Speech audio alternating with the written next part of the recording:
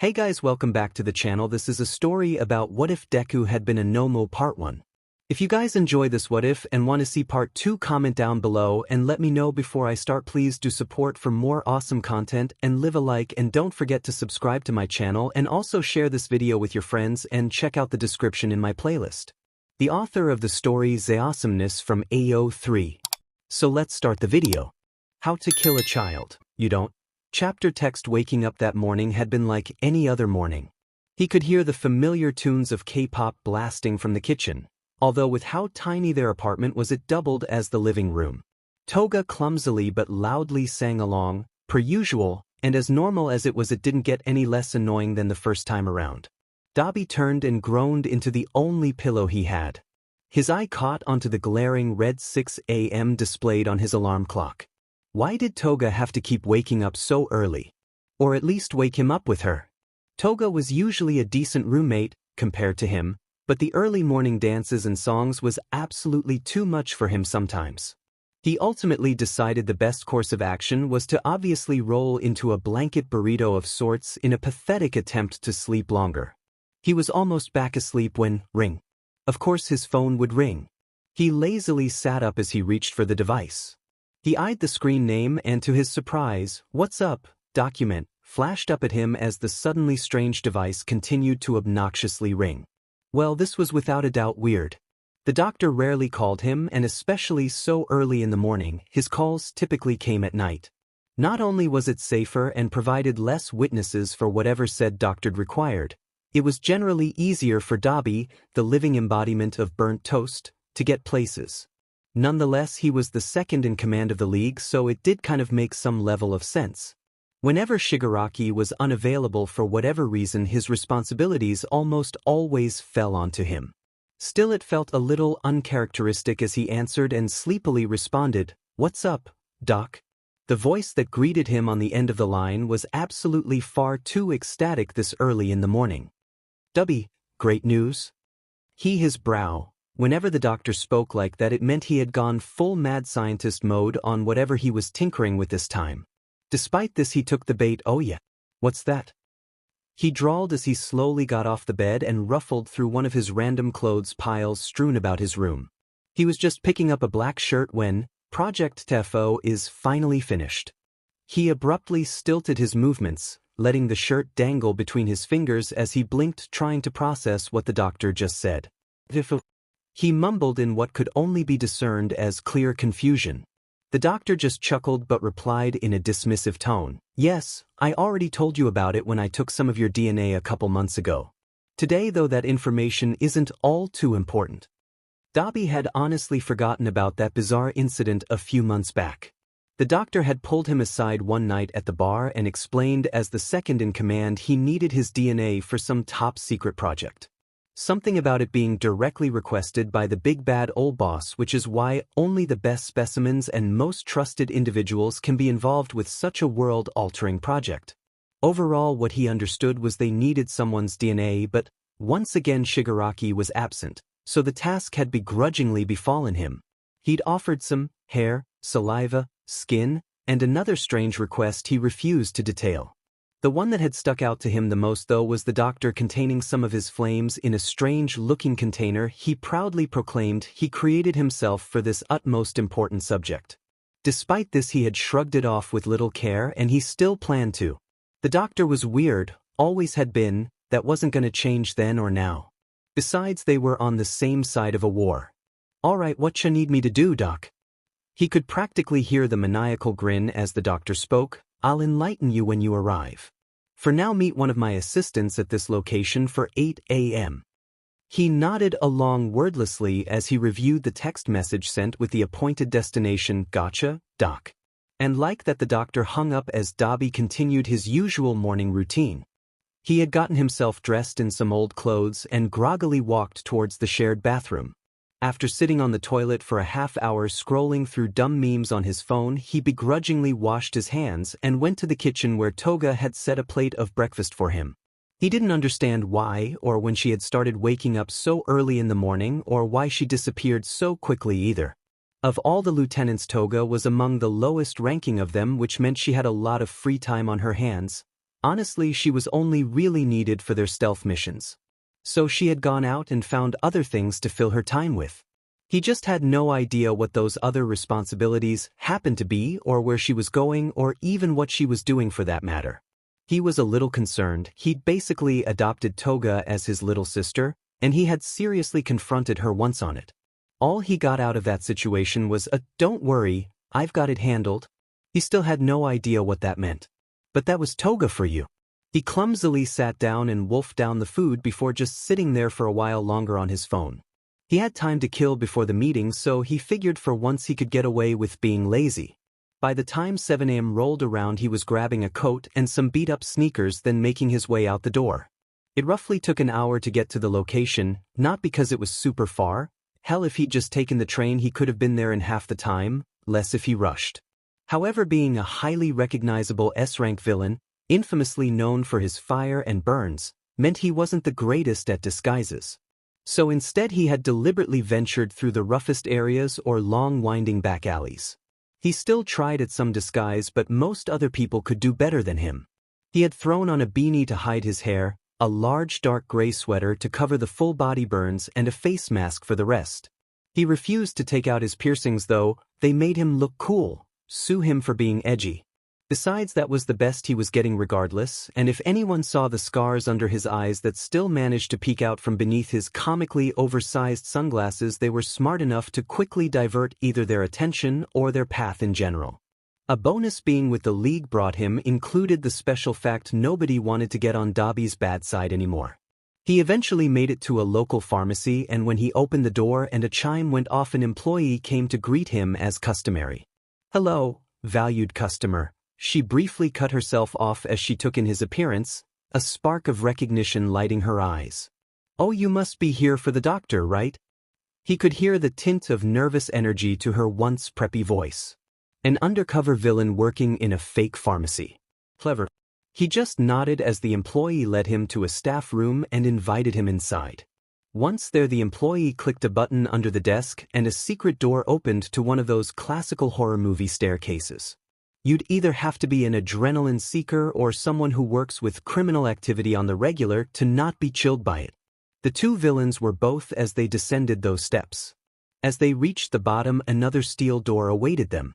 The girl pulled out a sleek black card and ran it through the machine, where she had a brief discussion with the doctor before the steel doors opened. She just gestured for Dabi to go in without her, and he did as instructed. She was just a lackey after all. Likely the farthest she could go per doctor's orders. The fact she couldn't go very far likely meant the doctor was going to use her soon in an experiment.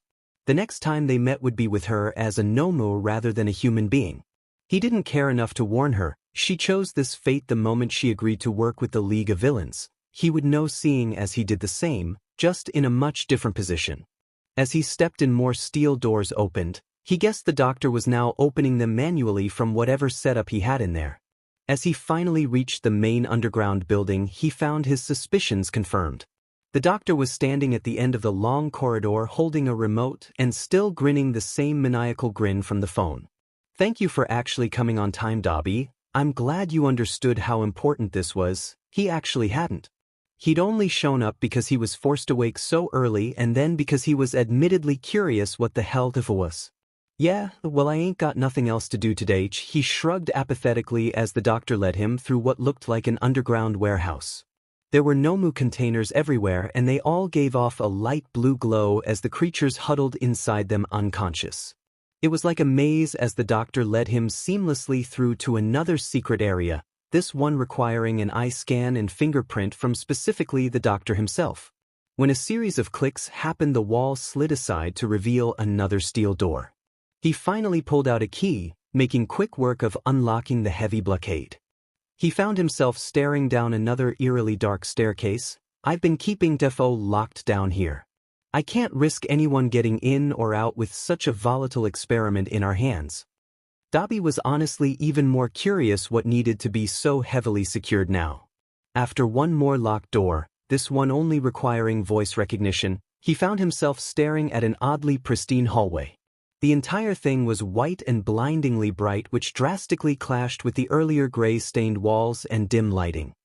He looked around confused. This looks like a hospital. The doctor seemed happy at his observation. It essentially is, but it was also a lie for the Nomu's obedience. As they walked to the door at the end of the hallway, the doctor explained, "This particular Nomu is by far my most sentient creature yet. Because of this, we have told the Nomu that it's here to help a greater cause, and today its purpose has finally been completed, so it'll be adopted." Weird, an actually conscious Nomu. That was a first for sure. He wondered how far that consciousness extended. Did it have free will?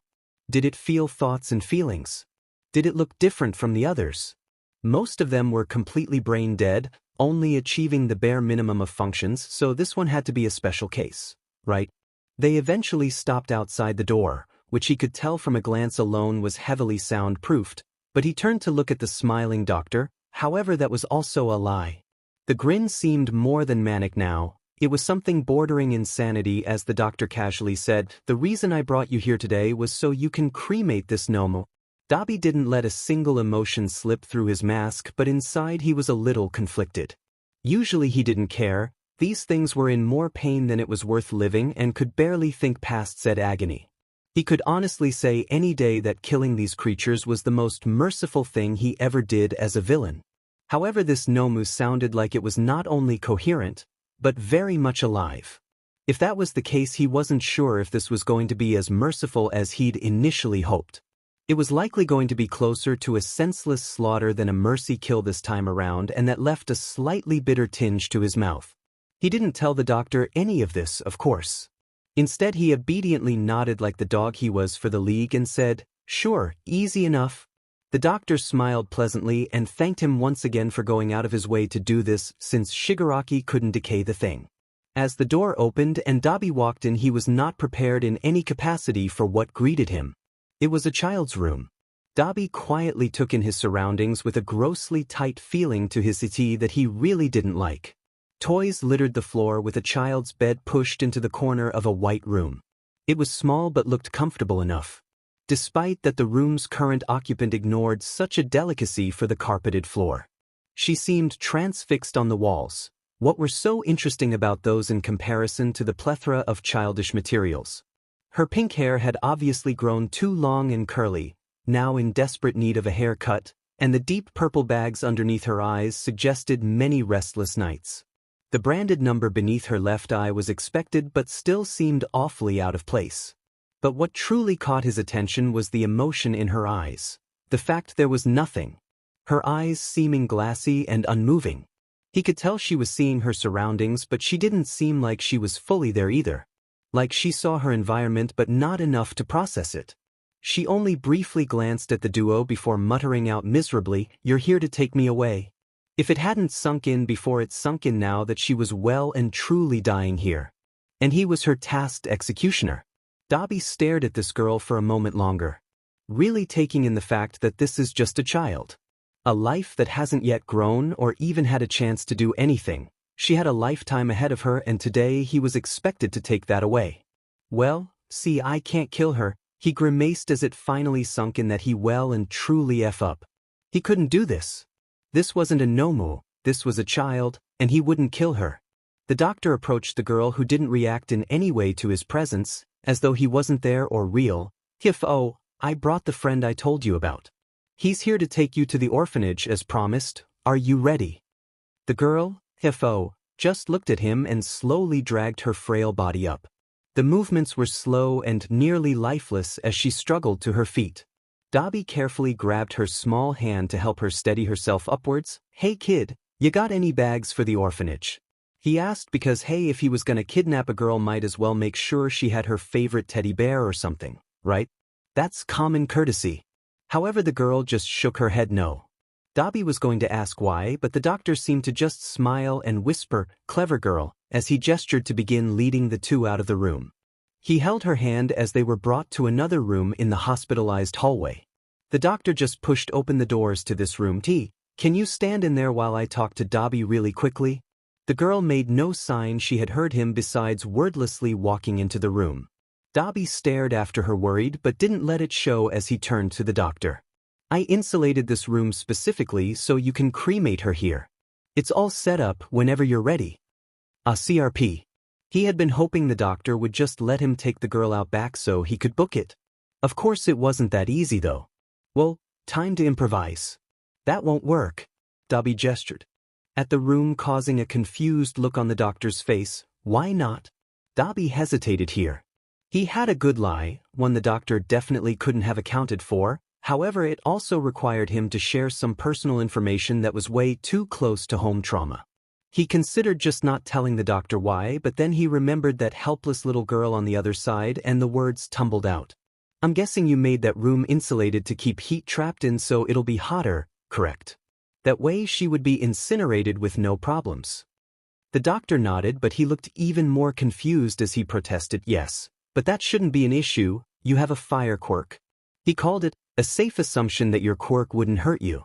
It's extremely rare to live long as his with a quirk causing constant harm to your body. Even more unheard of to be a hero or villain with a drawback like that. For once though it's working out for him. Just in a very unexpected way. Dabi just slowly shook his head no before he pointed at his face, specifically where his skin grafts had been stapled to his face. These burns were caused by my own quirk. My fire is already too hot for me. With the room insulated I could seriously maim or kill myself. In the past maybe that lie would have held some weight or even a seed of truth to it. It was never that severe though, not unless he got emotional. But oddly enough, with his skin messed up the way it was, it allowed steam to escape, so the effect was nowhere near as painful as it used to be as a child. Nowadays his quirk would only hurt him if used in large bursts over long of time. This procedure would take less than a minute however, so, yes, he was honestly bluffing. Over-exaggerating at best. So he was crossing his fingers mentally, hoping the doctor took the bait. The doctor seemed to mull his words over as his critical eyes examined him. Dabi just kept up the poker face. Finally the doctor sighed. I could remove the insulation and replace it with a cooling material, but I'd need help. That is time and resources neither of us have right now. The doctor explained as he gestured towards where Dabi assumed the room was insulated. Dabi scoffed, why not just take her out back? It's easier, and besides I had plans with Toga an hour from now. He didn't like the way the doctor was looking at him now. It was a lingering gaze, but in the end it didn't matter as he reluctantly agreed. Dabi was surprised because honestly he thought convincing the doctor would take a lot more persuasion on his part, generally harder work than this. Then again, he was also the second in command. There was no reason not to trust him. They took the kid and brought her through all the doors up to the pharmacy once more. Dabi was admittedly curious as to why she hadn't questioned the area no longer looking like a hospital, but based on the doctor's earlier comment, it seemed like she already knew what was really happening. He didn't know if he should be grateful for that or not. It made his job a lot easier though, so he couldn't complain. The earlier employee barely glanced at 𝗕𝗏 as she helped them sneak out the back door. It looked more like a purposeful avoidance rather than a lack of care though. Dabi could spot a story a mile away, but now was not the time or place for that. 𝗕𝗏 watched the lady until she was no longer in sight. Even when they were too far to see her anymore, 𝗕𝗏 spared glances back to where she had disappeared, almost as though waiting for her to intervene. Sometimes she opened her mouth as though to ask before thinking smarter of it and not saying anything. He almost felt pity for the girl. Almost. Been there, done that. He knew better, knew it wasn't worth the extra effort. The cool air hit him, and as they walked with the little girl, he subtly observed his surroundings as closely and quickly as he could. He was quite literally on a time limit after all. Once they reached the destination he had to act, and fast. If he didn't they'd both likely wind up dead. The area was big and sparse, with large buildings and winding alleyways for greater coverage. If something happened, flashy or loud, it could easily be hidden thanks to their location. Speaking of location, many things around them were stone-related, meaning it would be harder to burn. Not impossible, but gave them a larger advantage of time. With his quirk not instantly melting the materials, he was definitely using that.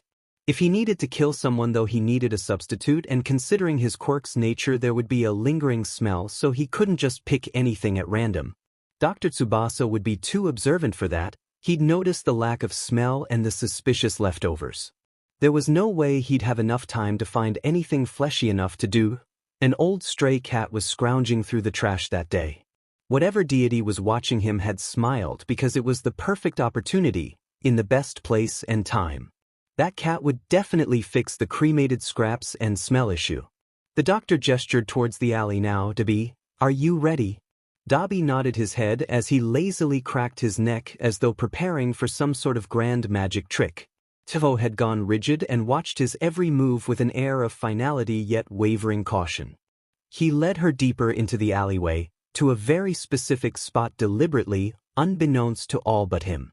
She was situated close to the stray cat without scaring it but also near the alleyway's turn. The pieces had all fallen into place now. Dabi just had to properly play his hand. Dabi stood in front of her, his tall lanky figure easily casting a shadow over her smaller frame still trembling in her hospital gown. Her eyes were keenly alert now but she didn't struggle, she didn't even fight, she just stared up at what she thought would be her murderer for the last time.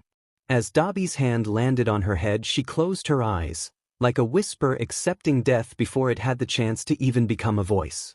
Not only did he want to hear her voice, he wanted to hear her cry out for life. The flames burst from his feet so fast he could only hope the doctor didn't notice anything off, like the fact they never actually erupted from his hand. He quickly moved his hands under her arms in order to haul her up and over his shoulder, her eyes shooting open with a look that could only be comparable to utter shock. Then he ran like hell, using the wall of flames to run specifically around the corner, out of sight from Dr. Tsubasa. His flames had already burnt the cat faster than it could howl for help, and he could already smell that disgustingly familiar scent of smoldering flesh. He had maybe 10 seconds, at most, before the doctor got suspicious. So he plopped the girl on the ground around the corner and glared at her with the simple word "stay." He barely caught her nod as he grabbed the now unrecognizable but burning body and threw it where the kid had been previously standing. The body began collapsing into charred remains upon the violent impact with the ground. Settling back into his own position and resuming his earlier pose, he let the wall of flame drop, to reveal the scene. 𝗕𝗏𝗄 was no longer there except for a small burning body. The entire process only taking him 9 seconds. The doctor clapped as Dabi slowly lowered his hand, staring emotionlessly at the body. He didn't really want to kill the cat but living on the streets taught him he had to do a lot of things he never wanted to. He would never be proud of it though. Bravo, Dabi, that felt like quite a performance. The doctor smiled that unique smile of his. I see why Shigaraki trusts you so much with matters such as these. Dabi finally turned around and just half-heartedly shrugged, can I leave now? He was really eager to get that little girl out of here and away from this man. The doctor walked closer and inspected the unrecognizable corpse. I suppose so. Dabi nodded and tried to not walk away too stiffly, despite that he felt the way his shoulders and back were tensed beneath his coat. He tried to hide the awkward movements with his typical swagger by shoving his hands into his pockets. It was fine. It was convincing. He just needed to keep the calm facade a little while longer. He was almost safe, almost out of this situation. The doctor watched him closely. He was almost to the corner when he called out, before I forget, Dabi, may I remind you of one little important piece of information regarding the League. He froze. Had he somehow been caught already? Even from his vantage point, he could slightly see the girl trembling from where she was sitting around the corner.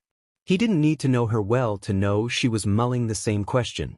He'd done so well though, covered his traces and everything. What could have given him away? Whatever, in the end it didn't matter. When you've lived the life he's lived you learn to do whatever is needed to survive. If he had to kill the doctor and go into hiding then so be it. He wasn't killing this kid or letting anyone else do it. Don't tell Shigaraki about cremating her. It's, well, a surprise of sorts. He didn't dare turn around unless he gave away his game. You got it, Doc.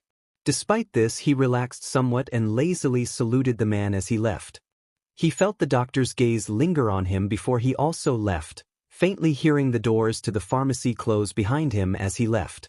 And with that Dabi was turning the corner, out of view of where the doctor once stood, and right in front of 𝗕𝗏𝗄 all over again. Except this time he wasn't going to pretend to kill her. During the brief but final interaction between Dabi and the doctor, 𝗕𝗏𝗄 had curled up on the ground and had begun shaking violently. More than ever did she look like a scared child rather than the corpse he had let out earlier. He was careful as he slowly sat himself down beside her, doing his best, despite his size, not to loom in any way. "I'm not going to hurt you, I promise."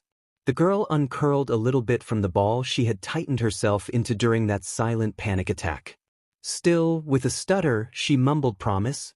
He gently lifted her hand by the wrist and extended his pinky to wrap around her much smaller one. "I pinky promise." She stared at their interlocked fingers for a few seconds before her eyes began to water, and at that moment it was like Dabi had released the gates of hell as she began sobbing. It wasn't a soft whimper or a quiet pain like before. This was different. This was loud, ugly, and felt like a million cries suppressed into one. Like all the anguish she had never felt or let out finally came hurtling forward into one horrific and cathartic scream.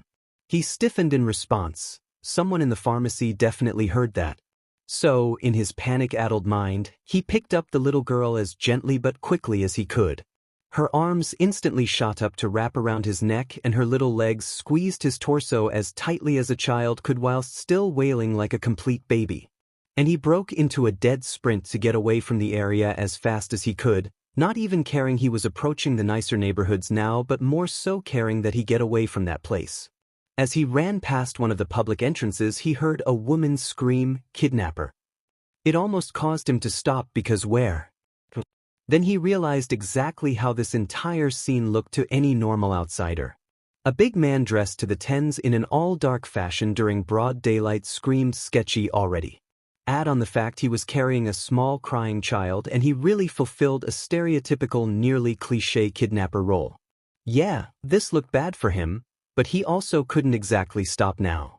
Especially considering the reality of the situation at hand. So, instead, he just kept running but pivoted to the rougher areas that were still at least farther from the doctor and his labs. Once he was a good 20 minutes away from the pharmacy, he finally stopped, using his only free hand to ruffle through a nearby garbage.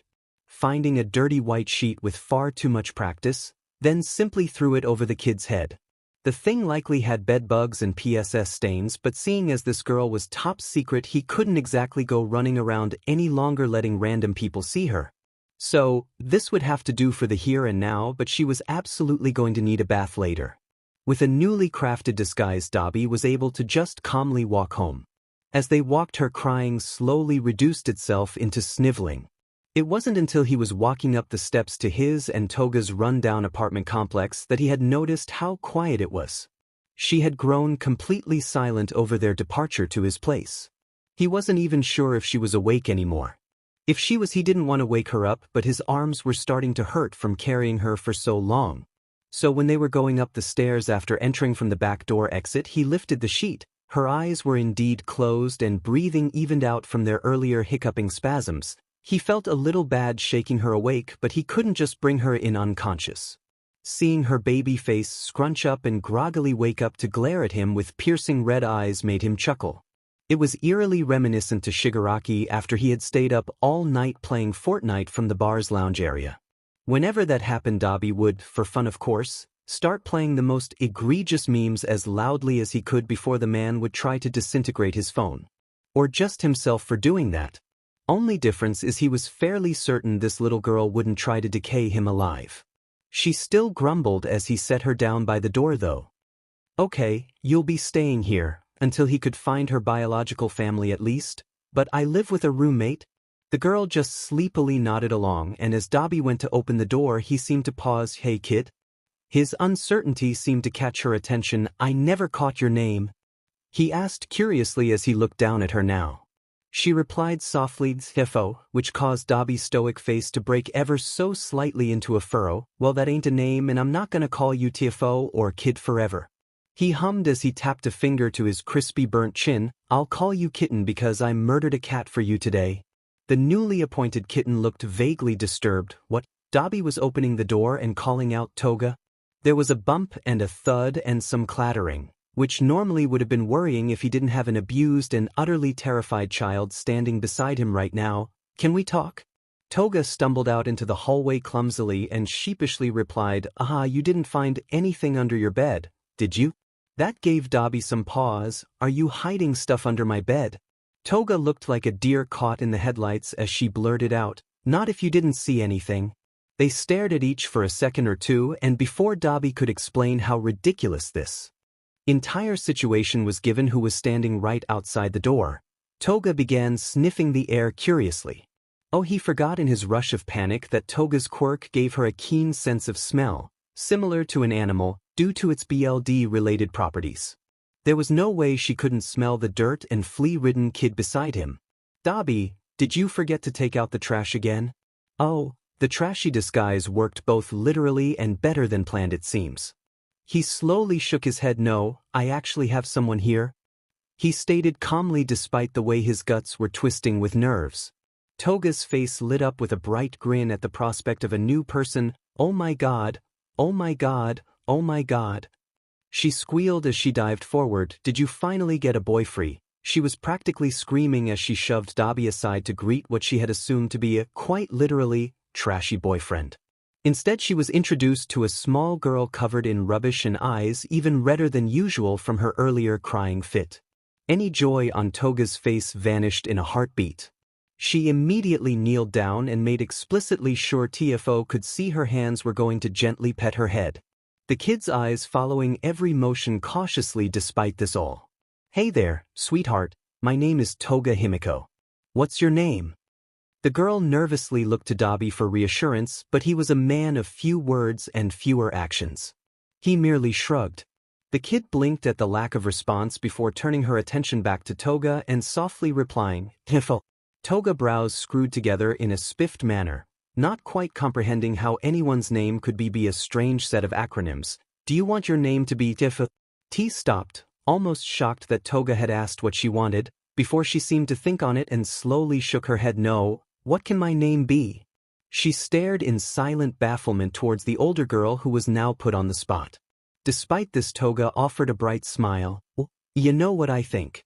Underneath all this filth is an appealing and shining star. 𝗏𝗏 stopped to debate with herself, facial expressions conveying a great war within her mind but emerging victoriously with a bright smile as she squealed, Hosi. Because you're a star. The girl now named Hosi blushed at the display of affection towards her. As though to empathize her point, 𝗏𝗏 rubbed away some of the dirt that had dripped down from the sheet and onto Hoshi's cheek and cooed ever so softly, look how much brighter you already seem, Hosi. It was said in an endearing sigh, but Hoshi's eyes were beginning to tear up. 𝗏𝗏 just wordlessly nuzzled her cheek, uncaring of the dirt and tears also beginning to soil her own cheeks, and picked Hosi up. Hosi once again grappled for grounding as arms latched behind 𝗏𝗏's neck and her face buried into her 𝗧𝗧, with what one could only assume to be a vain attempt to hide her tears. She shot a look at Dabi that hissed, we are so talking about this later, before babbling on with kitten, or Hosi now. He was going to keep calling her kitten regardless. To the bathtub. Dabi still had to explain to 𝗏𝗏 that he had by all technicalities betrayed the league. But that could wait for whenever kitten fell asleep. As the two went into the bathroom and closed the door, Dabi finally stepped in and locked the door to their apartment behind himself. He finally had some time to wonder and process that he was now a traitor, whether the league knew it or not, and it made him wonder if he would come to regret this later on. He could still hear the giggles of kitten and 𝗏𝗏 over the sound of the faucets running water. They played with what he presumed to be water based on the splashing noises, and he couldn't help the small smile that began to etch across his face. How could he regret something that made 𝗏𝗏 so happy? How to care for a crack baby chapter text. Dabi had ended up being the one to tuck Hosi into his bed that night since 𝗏𝗏's room had been reasonably deemed too dangerous, with knives and containers of BLD seemingly everywhere, even in hidden places. Although whenever he was given the chance they seriously would need to clean and child-proof his room, but he didn't really have the time to do that just yet. Hosi now was curled under his blanket's cover, wriggling about and trying to find a comfortable position in the bed that was far too big for her and clearly meant for someone of Dabi's size. Alright kitten, I'll be sleeping on the couch, so if you need anything you can just wake me up. He stretched his shoulders as he got up, leaving to go turn off the light. She spoke up hesitantly but still garnered his attention. Light on? He chuckled. Of course a little kid would want the light on. Well, rip to their power bill, but what are you gonna do? So, he shrugged his shoulders and left it on, wishing the little girl a good night and closing the door. However, sleep was the last thing on his mind as he met a very exhausted-looking Toga in the kitchen, and it was there they finally had a chance to not only process this bizarre situation but figure out what to do about it. It was quickly agreed upon between the two that if the villains found out, they'd be labeled traitors and murdered without hesitation for their betrayal, even if it was to save a child. If the heroes found out, they could uncover information about the League through the kid, either because of what the doctor did that made her so important that she needed to be erased from existence, or, the much more simpler option, she could just verbally tattle on them. And then they'd still be killed by the League. No matter how they looked at it, neither party were safe. So, theoretically, the only party they could trust was some type of neutral standing. So far that was being represented by their founding and only members, Dabi and Toga. Unfortunately, everybody leaned more to one side than the other, which included themselves, and they leaned towards the villains. So maybe that's why Dabi stood in front of this particularly familiar office now. He hadn't been here since he and Toga were just teenage kids. Homeless, broken, and desperate for any sort of money or income to continue whatever counted as a life at that point. Whatever it took, even if it came from villainy. Now he was here for a much different reason, but still festering in that same desperation. He stepped through the door, listening to that reminiscent jingle of the doorbell alerting the owner someone had entered his tiny abode. The receptionist, paid far too little in his opinion, only took one look at his scarred face and clicked in the code that alerted 𝗓𝗏 it was a special kind of customer.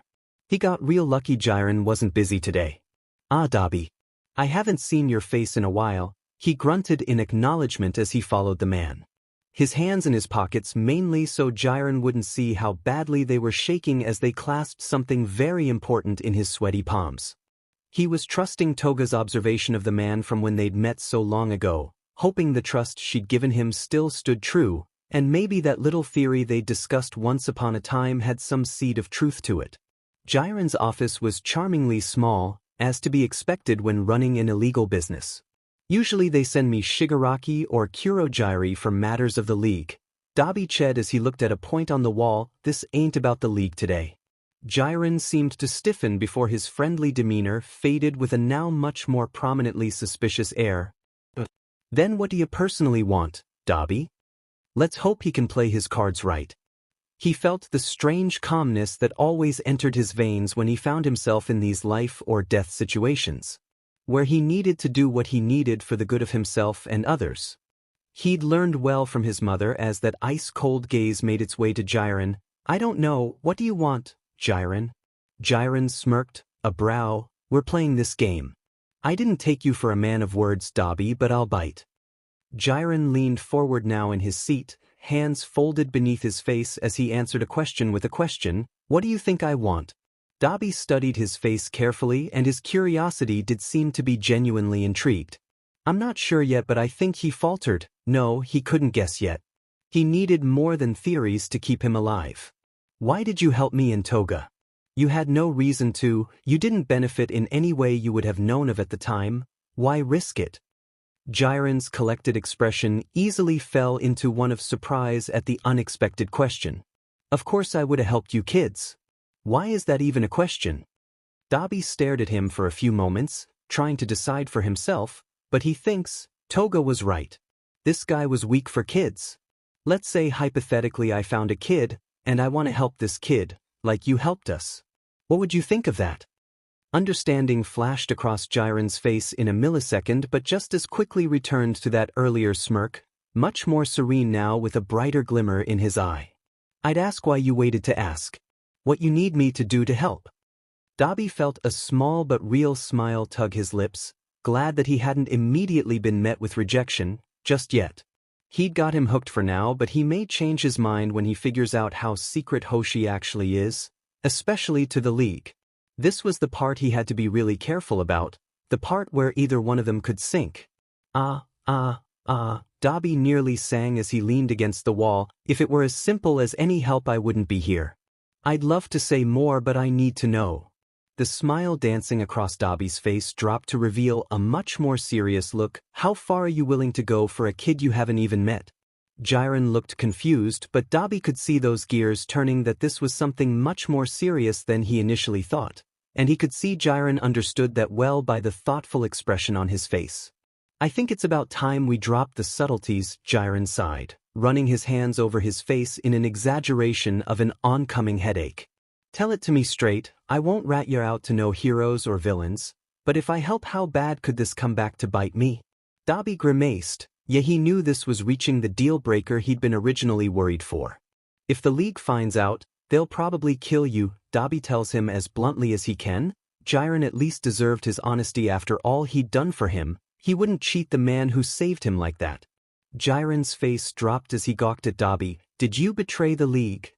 Dabi chuckled humorlessly, a hint of near despair to his tone. I messed up real bad this time, 𝗓𝗨.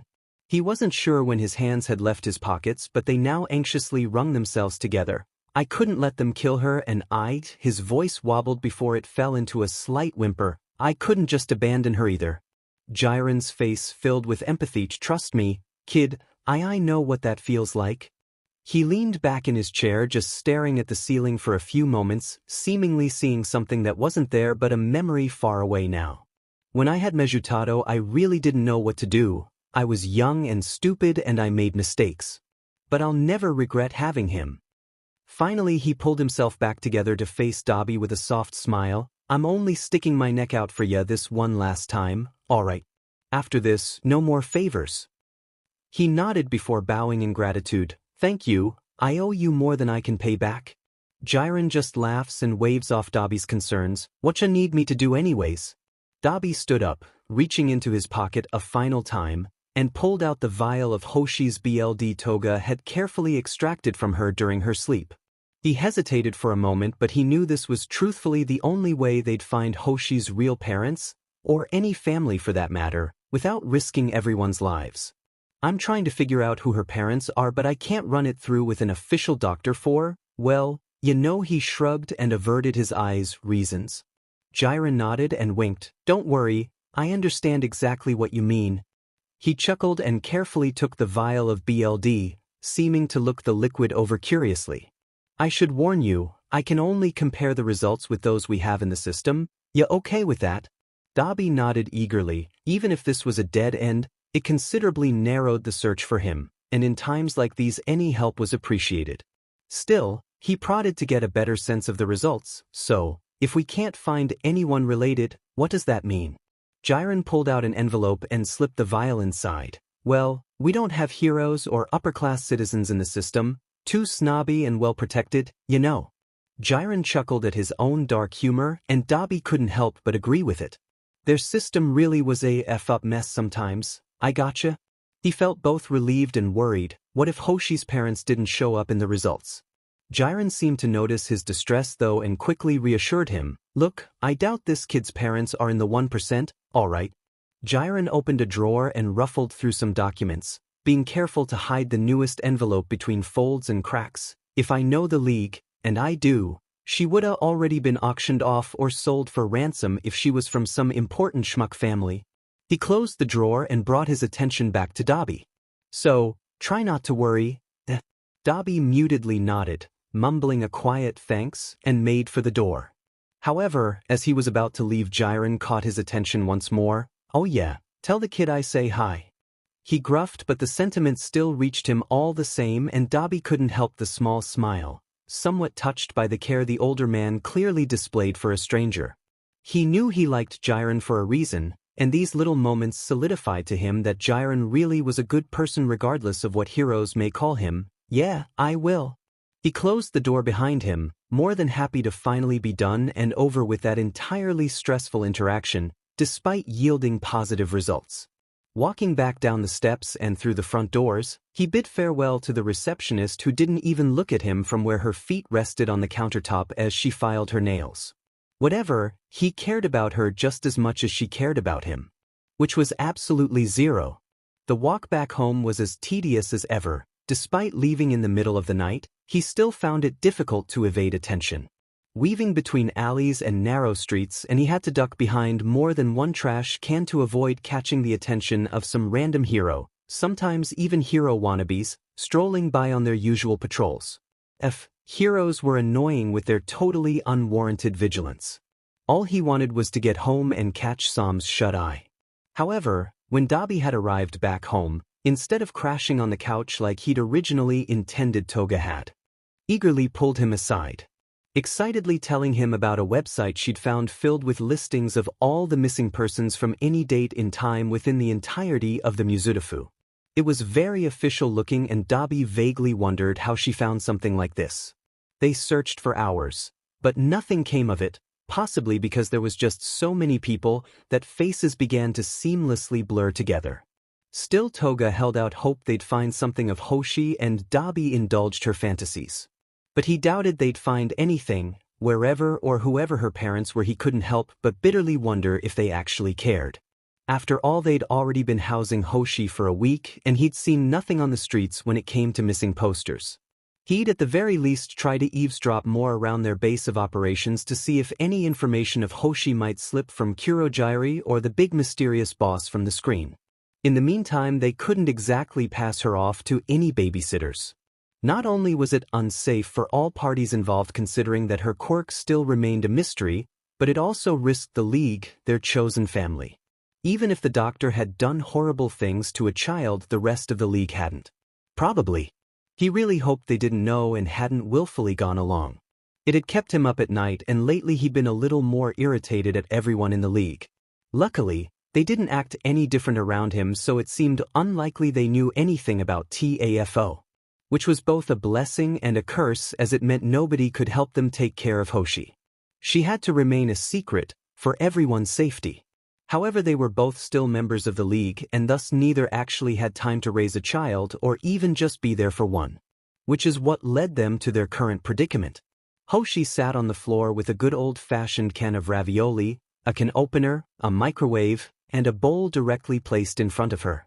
Okay. From the top, you open the can. He placed his hand on the canned food to very clearly show what he was referencing, before carefully taking her hand and making sure she was properly grasping the tool this time around. With this, a can opener. Did you understand that, kitten? The child in question slowly nodded, as though deeply concentrating to hear and understand his words, like if she stopped staring intensely at her hands, everything would slip from reality. He then positioned the can opener properly towards the lip of the lid and showed her how to twist the knob to begin the process of opening it. Okay, good job, now just start twisting it. Her fingers fell onto the knob as she began making small cracks into the lid. He nodded his approval as he checked to make sure this time she was absolutely holding it the right way so the thing didn't somehow break again. There you go, kitten.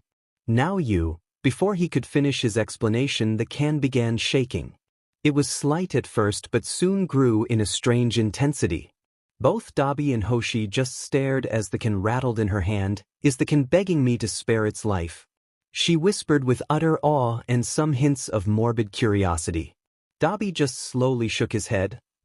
No, cans are not alive, nor are they supposed to shake of their own accord. Hosi just stared unblinkingly at the can with her big red eyes. Suddenly something stabbed through the top of the can.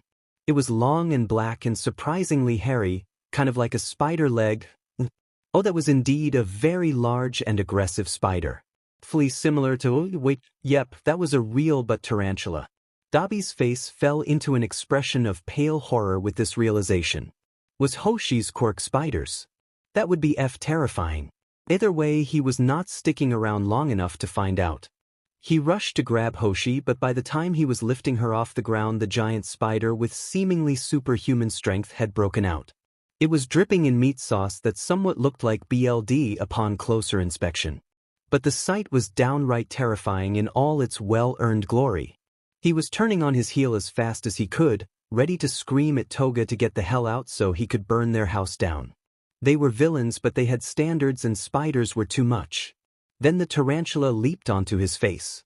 Dabi stood shock still as he felt the impact collide with his face and quickly understood what exactly had occurred. He could feel its spindly legs digging into his hairline and the sides of his head. What did Dabi do to deserve this? He smiled. Right, he was a Todoroki and life just hated him for his father. He shall accept this punishment from life itself simply for his genetics alone. Before the creature or Dabi could react, though, Hoshi's hand shot out at lightning speed, clamping around the tarantula with her tiny fist and yanking it off him. He didn't even have a moment to register. Child, spider, bad. Before she was shoving the spider into her mouth and chewing. Dabi just stared. Hosi stared back. She continued some rather extreme, unblinking eye contact as she just kept chewing that poor goddamn tarantula. He opened his mouth to say something, anything, but instead was left with his jaw gaping. Especially as she audibly gulped it down, he felt a shiver travel down his spine. It took a long time, long after Hosi finished eating that thing, before he found his words again. In a very quiet, whispered voice, Dabi wheezed with whatever composure he had left, "Kitten, never do that again." Hosi merely tilted her head and her eyebrows scrunched in that awfully familiar confused expression. "I am consuming." Her eyes took on a small glimmer, which he was coming to recognize as her attempt at puppy dog eyes. "Aren't you proud of me?" Dabi, not knowing how to react to this child eating a tarantula like Play-Doh, just slowly nodded his head instead. He wasn't going to lie, it was, in the most horrific terms, impressive. That would count as being proud, right? He'll leave out the terrified part for both of their sakes. And as much as he wished he could say that was the last time something bizarre happened around or with Hosi, it was not. This event would be far from the first time he was well and truly reminded Hosi was far from normal, or even human for that matter. They'd been living with Hosi for a week and a half when him and Toga had finally been deployed on a mission together, a 2-day stakeout, to be exact. It was rare, but their team matchup did happen from time to time and they couldn't exactly protest it without RSNG too much suspicion. So they had gritted their teeth and begrudgingly agreed to go along. They'd taught Hosi everything she needed to know to survive on her own for at least a week, but they still cleaned and prepped lots of meals for her before they had to go. They explained the situation and hugged Hosi their goodbyes before she sadly wished them a quiet farewell. When they had closed that door, Hosi had been standing there with her usual blank expression inside a sparkling clean apartment and all the entertainment she would need for a week, which, yes, was an absolute overkill. But, to be fair, they were leaving a child completely unattended for 2 whole days. So you can understand both Dabi and Toga's shock when they opened the door again, only 2 days later, and found their entire apartment trashed from top to bottom. The area was admittedly rough, but this was completely unheard of. It was like some teenager decided to throw a house party but invited the whole DMN school. His first thought was that no child could cause this much mess on her own, and in such a short amount of time, so clearly someone had to have broken in. Toga seemed to have the same thought process as she slowly pulled a knife from one of her hidden pockets and slowly crept into the house, clearly on high alert for any possible threats. Dabi was not as rational and just rushed into the house. "Kitten." He nearly tripped over a corpse. But, no, there was no BLD. Sure, it was mutilated now beyond recognition, but it lacked any organs or things you'd typically find in a living organism. If he had to caution a guess, he'd assume they were once someone with some bizarre mutant-type quirk, but their innards had violently ruptured outwards, somehow. And said innards were composed of plastic wires, gummy worms, and rocks. Yet he was not stopping to question this one for too long. Eventually he noticed a tuft of pink and made a beeline for the balcony where he saw it. He quickly spotted Hosi who, despite being covered in scribbled and strange-looking drawings alongside dirt from God knows where, seemed relatively okay. She was sitting with empty bowls, notebooks, and drawing supplies scattered haphazardly across the floor. Most noticeably, she had somehow found the binoculars and was using them. The sight was so perplexing given the context, he stilled for a second as he took it in. Toga began putting the knife down as she came beside him to also stare in confusion at this child. Kitten?" She didn't respond, even as Dabi walked onto the balcony. She was completely fixated on a certain point in the distance. He followed her line of sight curiously to a park, with children playing. Was she lonely? He was kinda surprised she wasn't perturbed by the utter destruction of the apartment or bothered about what may have happened, but then again Hosi wasn't one to react. He cautiously sat down beside her and ran a hand through her hair to catch her attention. "Kitten, are you okay?" Hosi was still staring intensely through the binoculars and, once again, made no indication she had even noticed his presence yet. Despite this, she still responded, "They're different." The reverent tone she spoke with caught him further off guard.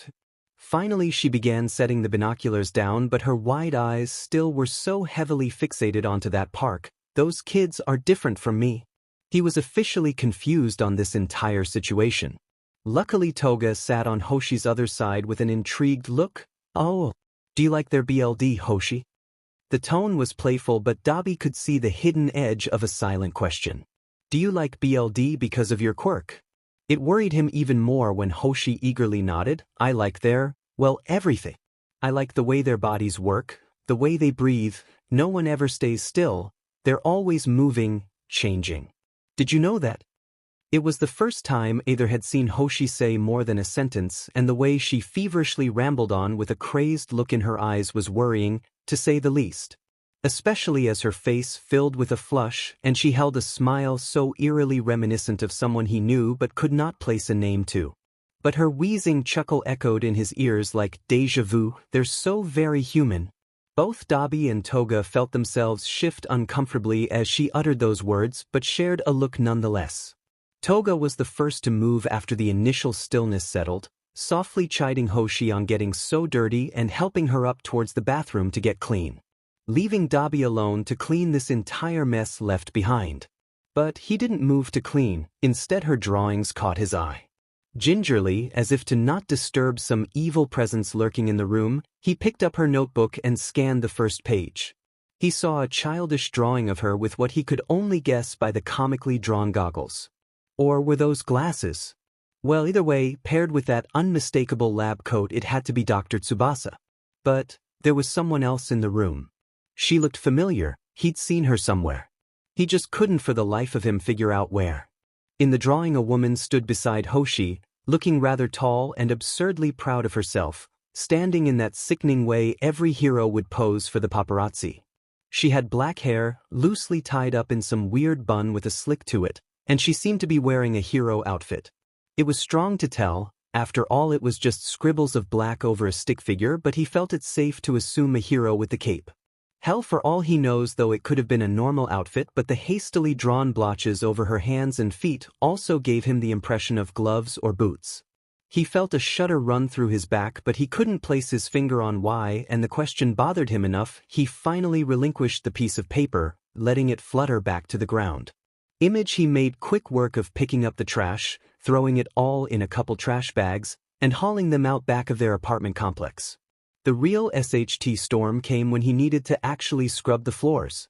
Whatever substances had come into contact with their house practically melded with every surface it came into contact with and now refused to leave. He found himself suddenly very worried about whether or not him and 𝗏𝗏 could get their damage deposit back after this mess was over, and that was without wondering if they'd even have a decent credit score afterwards to spare. At some point, a sopping wet Hoshi in some new yet oversized clothes clearly belonging to the older girl bounded happily out of the bathroom with a water-stained 𝗏𝗏, trying in vain to squeeze the patches out of her clothes.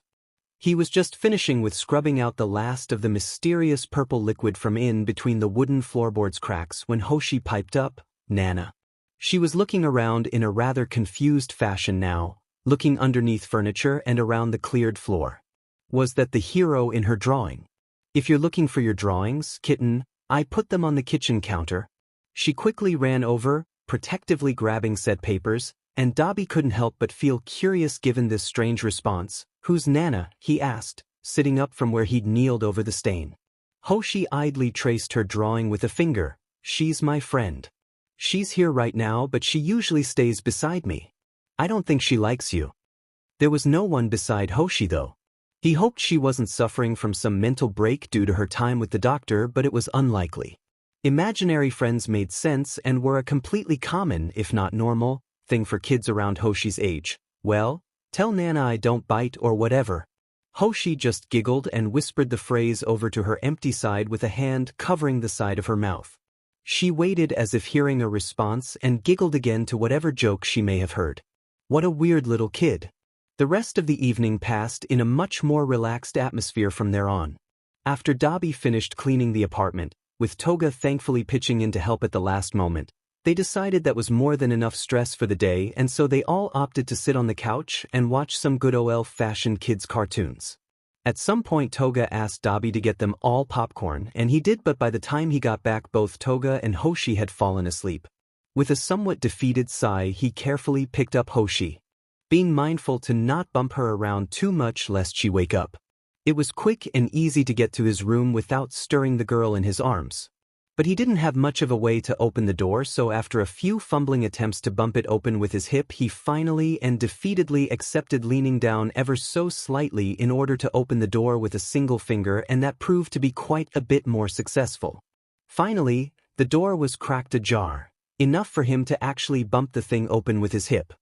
Thank God it was his room and not Toga's, or else he would have no idea how to navigate the dark. But with practiced ease he found his bed and carefully laid the girl down. She quickly rearranged her body to fit into a tiny nook of the bed and began purring. He didn't think kids could do that. Actually, he was pretty sure kids couldn't do that. Maybe it was just another quirk thing. Hoshi seemed to physically defy many human norms though, such as blinking, so this was likely just one of those things. Overall, better not to overthink it and just accept it as it is. Stretching his arms above his head, he retreated back to the dark hallways, finding Toga on the couch exactly where he'd left her. Without much thought he climbed onto the couch as well, pushing Toga's body a bit more to the other side of the couch so he could actually have some room, but his legs still dangled awkwardly off one side. Lucky for him, he'd slept in much worse conditions, and so it was easy to fall asleep somewhere around her feet. Still, as his consciousness began to edge away with the effects of sleep, he pondered absent-mindedly. Had he heard the name Nana somewhere? It was such a strange name to be heard around Japan of all places. He swears he heard it on a show or something as a little kid. It probably wasn't all that important. After an impulsive decision, non-verbally agreed upon after an hour of listening to Hoshi ramble about human beings, Dabi and Toga dropped a lame excuse at the league so they could have a day out with Hoshi. They were both pretty sure her human fascination had come from being isolated for so long, for the first time something likely not quirk-related, which meant they could probably handle this one like mature, reasonable adults. So what better way to remedy loneliness than a day at the park? The only issue with that is they're both complete idiots who only sometimes share a brain cell and just completely forgot Hoshi has no idea how to interact normally with other children her age. But they definitely remembered as they watched Hoshi scare each and every single kid she interacted with. After 10 minutes Hoshi was sitting in the corner of the playground digging a hole with some stolen toys while all the other kids were cowering behind, or alternatively inside, the colorful play structures set outside and generally around the playground.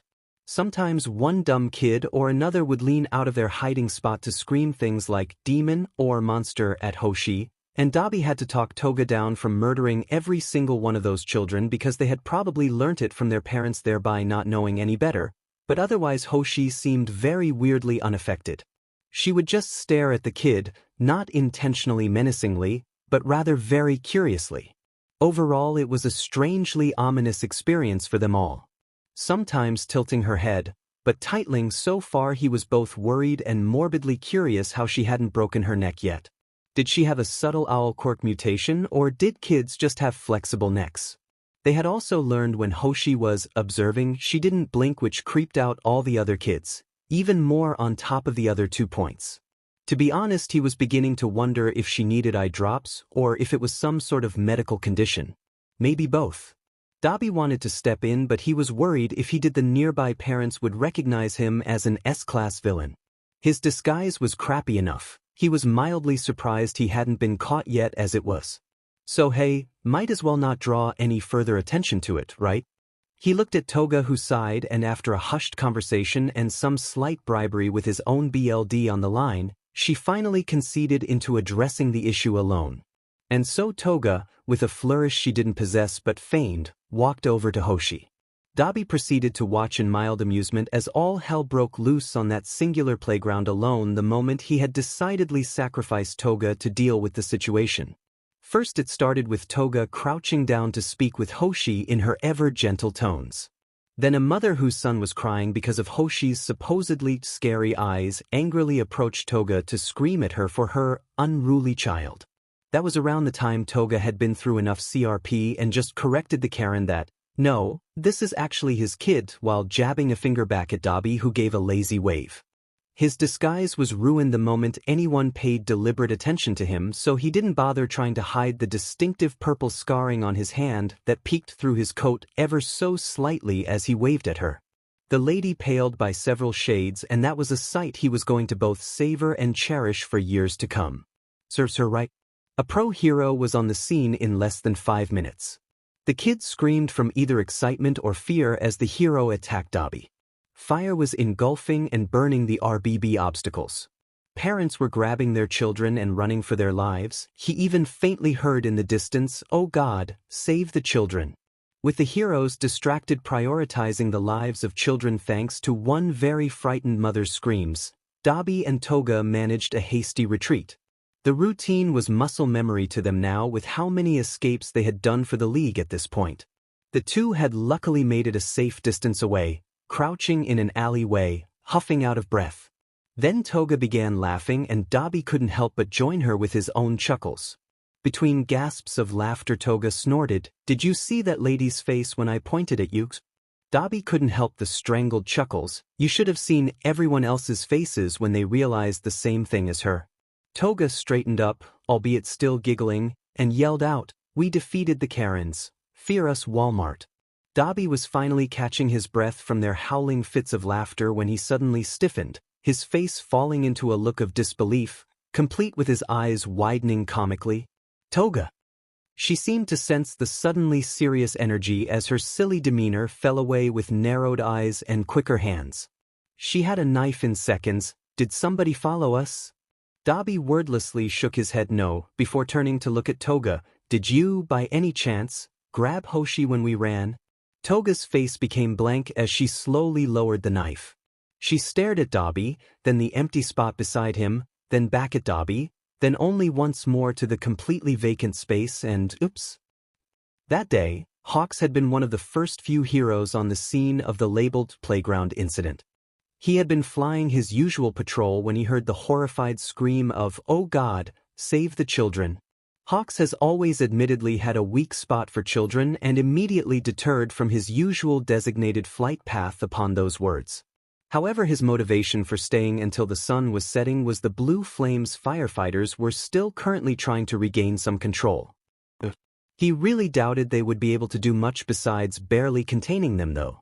But he didn't stay just specifically for the Blue Flames themselves. They were just attached to his ulterior motive, Dabi. His handlers had been nagging him constantly for a week about this supposed League of Villains. How at their rate of progress they would be a serious threat soon. During meetings they had discussed the possibilities on how Hawks could handle the issue but had yet to decide on a specific approach. So when he saw the flames he figured it was a great head start. And hey, getting on his handler's good side was never such a bad idea. It involved them nagging a whole lot less and some more freedom for the overgrown bird. He bet they would be over the moon if he actually got anything out of the villain. Any kind of identification, or hell even a temporary capture, was a lot. Sadly there was too many people in the way and he had spent almost his entire day helping kids not get burned by the flame villain or slashed by the BLD one. After all that chaos he was beyond prepared to fly home, order some chicken wings, and watch some dumb American cartoon, but that's when he saw one last kid standing in the way. A very small girl with wildly overgrown pink hair and red eyes. He'd barely noticed her because she had been crouching in a tree with shadows heavily casting over her small frame, as though she was purposely hiding, and who knows, maybe she was. This was considered a scary experience for children and most would want to hide. She did a damn good job of it too. Honestly, he didn't think anyone would have seen her with all the madness if it weren't for a faint blue glow illuminating her body in the darkness. Suddenly it occurred to him a child typically didn't glow blue, unless it was a quirk, and given they were still exterminating the blue flames that meant she was likely near one. If there was one thing he had learned from saving children it's that kids and fires don't mix well, if at all. So he quickly hurried over, careful as he moved the branches as to not whack the girl with one. "Hey, kid, you shouldn't be playing with fire." She didn't react to him. "Did you hear me?" He said it louder this time, but she still hadn't looked up nor had her facial features even so much as twitched. That was worrying. Was she okay? He knew that some villain attacks could traumatize children, God knows plenty had been emotionally scarred today. Perhaps this was her reaction to it as well. If it was, this was likely a shock response. He crouched down and brought his wings closer to his body in an attempt to seemingly decrease his wingspan. She may have a darker history than expected, and in these situations an adult, especially a bigger man, could be downright terrifying to such a small girl. He began speaking now in a deceivingly soft and much quieter tone than before. "Hey, it's okay, I'm not mad at you," he began. "Do your parents know where you are?" It seemed being smaller and more gentle in his approach did the trick this time as the girl slowly and robotically looked up at him. The reaction almost looked unconscious, like a person lulling their head in their sleep, but she was staring right at him the entire time she did it. With the intense and, not to mention, unblinking eye contact, he actually felt a little uncomfortable. Then her head began falling with emotions and, oh God, was her neck okay? Because, no offense, that was far from normal. Necks do not go 180 degrees like that, and this was coming from a guy with a mutant quirk. "What are parents?" she mumbled out, hand imperceptibly twitching in the dirt. Oh, he was not expecting that response, nor did he know how to react to such a question. It seemed like common sense after all, so how was he supposed to answer? He personally never experienced parents. Well, he didn't consider his parents to actually be parents since they did such a shitty job. Only his handlers, they probably counted as what parents should be. Well, parents are the people who raised you. Do you know where those people are? She continued to stare for several more moments before her brows furrowed in concentration as if not comprehending something he had said. "Raised me." Hawks nodded, forcing the hero smile at this point because this child was honestly straight out of a horror movie and he would be surprised if he didn't have nightmares tonight about her neck breaking or dislocating. "Yeah, like the people who were with you as a baby to now." Her mouth fell into an O shape seemingly with a newfound understanding. "Do you mean the man who tried to kill me?" What followed next was a blur at best. He tried to pry for more answers, but the girl shut down immediately as if realizing she had massively F up somehow. The next thing he knew, she made a run for it, and she had to have some type of speed enhancement quirk on top of the neck thing because even running after her proved futile.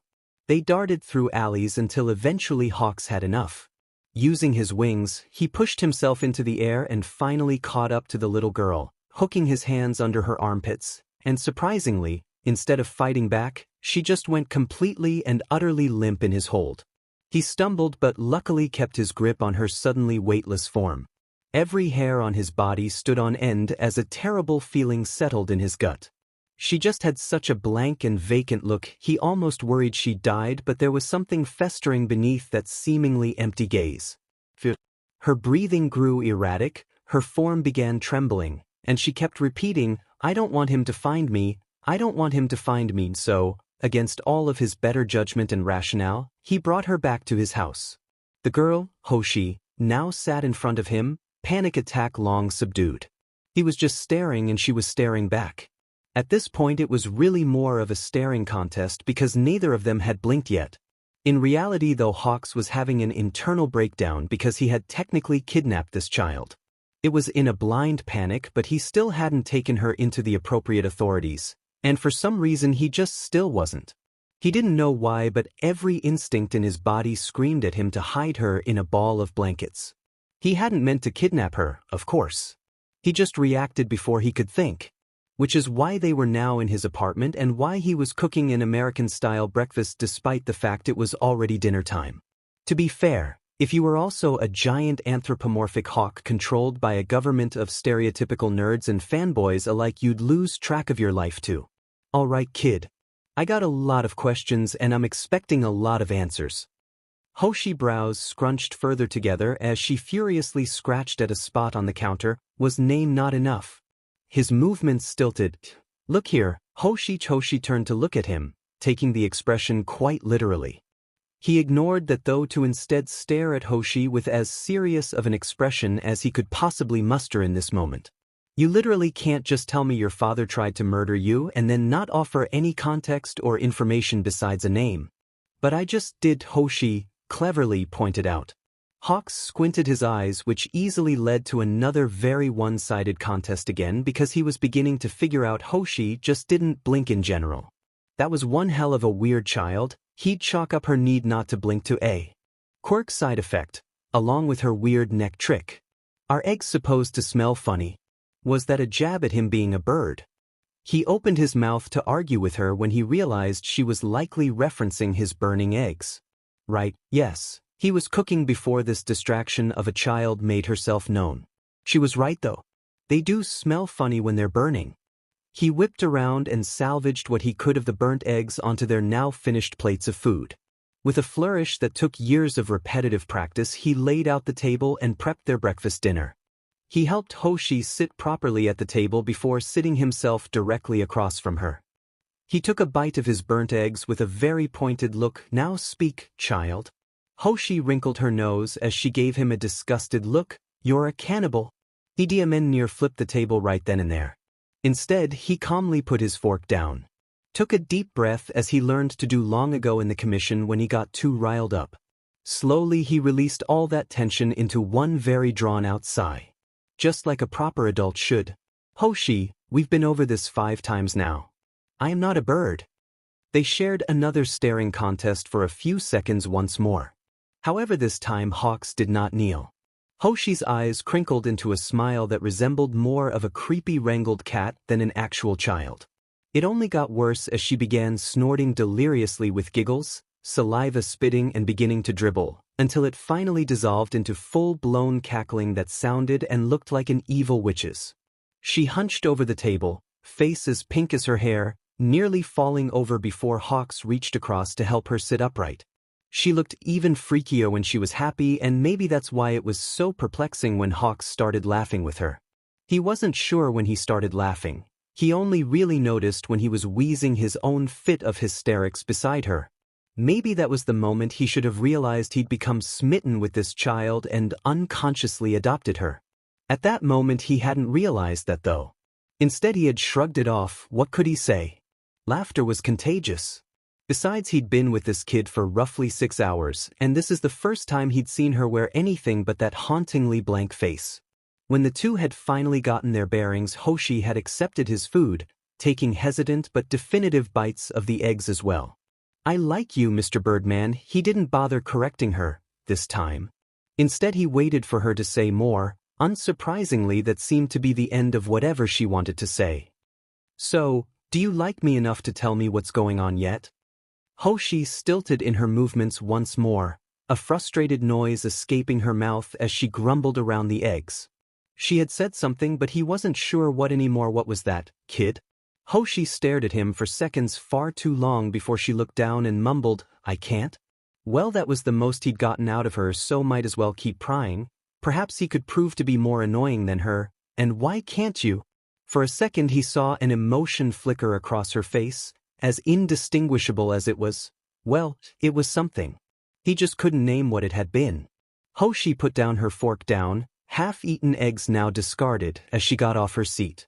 Adults are stupid, she pouted her last cryptic response before stomping away from the kitchen, likely wandering over to the wide open space that was his living room to continue her temper tantrum silently. Hawks watched. He almost impulsively followed her like some worried hen, but clamped down on that want immediately. Instead he let out a long sigh and stared at her plate. What is he supposed to do now? Well, the answer he soon found was nothing. She remained distrusting of him, and any time he tried to convince her into going to a hospital or talking to some very nice people, she'd fall into full-blown panic attacks that either resulted in her hyperventilating to the point she would pass out or throw up. Neither were fun, and at some point he realized he wasn't going to be able to help her if she didn't trust him. And it was abundantly clear she trusted him as much as a rabid dog ready to bite her at any moment. So, he waited, he bided his time and tried to show her he was trustworthy. It had been a couple days now since Hawks had discovered Hoshi, and he still had yet to actually do what he was supposed to do. In fact, he had only attended work during the day once since this whole debacle because he refused to neglect this child. Which led to him weaving between questions and suspicions more than fighting actual criminals. So far, 𝗵𝗲 was the worst. He had to once force the door close on her foot in order for her not to snoop through his goddamn place to get to the bottom of his behavior. It took him a day, but he did finally narrow down his own irrational reactions around Hoshi, and he was mildly upset with himself for not realizing it earlier. Hell, not even the first time this has happened, so he really should have seen it sooner. Something about this child had made his bird instincts flare, unwillingly sending him into a hormonal frenzy that had made him the equivalent of a mother hen, constantly. So he had taken to calling her little owl. It was strange though, he only tended to react like this towards children who also had similar mutational quirks, but Hoshi didn't seem to have any. The only times he found himself able to leave her alone was at night, with her fast asleep and tucked away in his guest room that was slowly filling with an outrageous amount of toys. Look, if he had the money, why the F not? But even that seemed like a losing battle, as every time he seemed to come back, she would be wide awake and staring at the sky and stars waiting for him. And every time he did return, her face would light up in such a subtle way only those who know her could see. And, perhaps, it was also because he was hesitating more than ever. He knew that he should have brought Hoshi to the hero commission, if not a few days ago, then at least yesterday, regardless of her emotional or mental state. Hell, a voice in his head whispered that he could just go ahead and do it right now. Pick her up and fly out that window. But all those thoughts vanished in an instant when Hoshi had turned around, that stupidly wrangled grin on her face, that was looking more and more like home every day. She was poised dramatically with her arms in the air to reveal she had found some oven mitts his sponsors had given him long ago, with his wings design etched deeply into the fabric.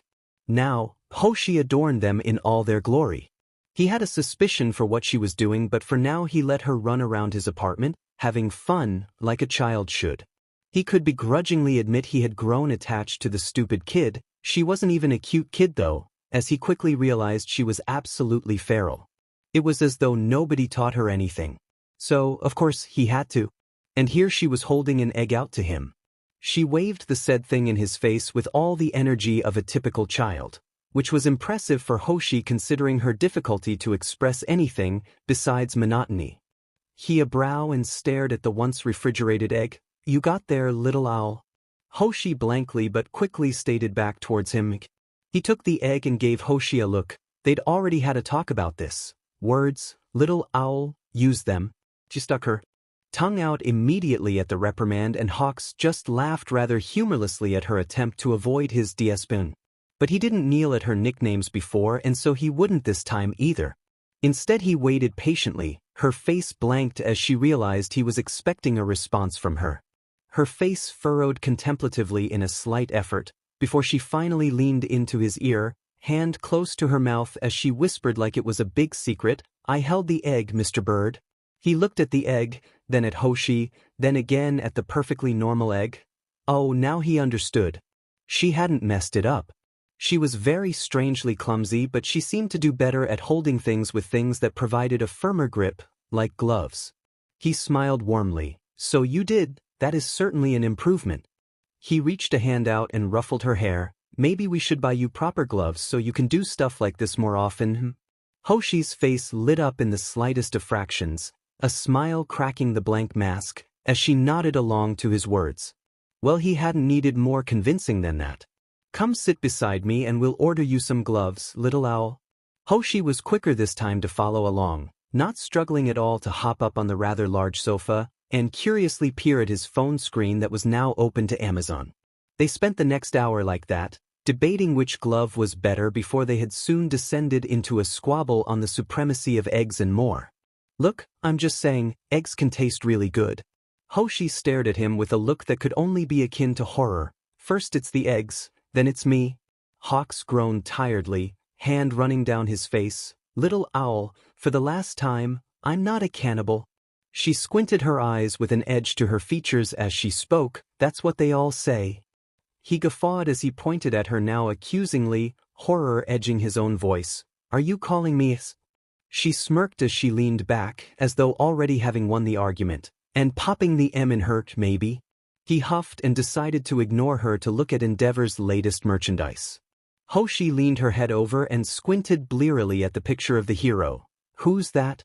She asked, her head for once like a normal actual child. Still, Hawks was caught off guard. You don't know the number 2 hero. Hoshi stared as if processing something before slowly sounding out the word hi. Bro. Hawks stared back, for once almost more blank than Hoshi. You don't know what heroes are, d? Hoshi blushed before slowly shaking her head no. He let out a long trying sigh as he muttered under his breath, what the hell did your dad do to you? Despite this, Hoshi still somehow heard him with her dim and keen hearing and piped up again, what's a dad? Hawks could not begin with this kid. How did she not know literally anything? Was she raised under a rock? Either way, if her dad or mom never told her Jack SHT, then it was up to him apparently. He took a deep breath before continuing, well, a dad is, he stopped to think because he was raised by the commission, how would he know? He thought back to the parents he'd seen in his line of duty, the ones who cried when he handed them back their children, safe and sound. The parents who he watched push their kids on a swing as they happily cried to go higher. A dad is someone who cares very deeply about you. They always want you to be safe, he continued gently as he stared up at the ceiling strong and tried to conjure up the image of a good dad, and they help guide you or even teach you about how life works. You know, an older person who's there with you until you grow up. Hoshi seemed to take his words deeply into consideration, a hand thumbing her lip as she thought, so, like you, Mr. Bird. At that, Hawks let out a laugh as he ruffled her hair, nah kid, I can't be your dad. She pouted up at him with a slightly hurt look. Why? He rolled his eyes. Wow, kids were really something else sometimes with how innocent they were. Well, because you already got one little owl. And he ain't me. Hoshi's eyes seemed to light up at that. Oh, I do have a dad. She seemed pretty happy with this discovery, so he laughed and drew her attention back to his phone. So, little owl, you want some Endeavor brand gloves. He's the best hero out there, way better than me, that's for sure. Hoshi, easily distracted by the new topic, stared strong at the picture of the number 2 hero before asking, why is his mustache on fire? Doesn't that hurt? Hawks barked out another laugh. No, he made those flames, he does it all the time. And God, the way Hoshi's eyes sparkled at those words as she reverently whispered, he's an arsonist. Oh my God, she wasn't wrong. Holy see, you're right? He began laughing. How do you know what an arsonist is but not a dad? Hoshi just shrugged and began patting furiously at Endeavor's face with a new vigor. I like him. He's my favorite hero too. Dad makes fire like him, so he must be good. He was surprised to hear anything about Hoshi's family, but figured if the gloves reminded her of something comforting they couldn't be an awful purchase, right? So, with a tap, he bought Hoshi some Endeavor gloves to hold some more eggs. What a weird situation he found himself in.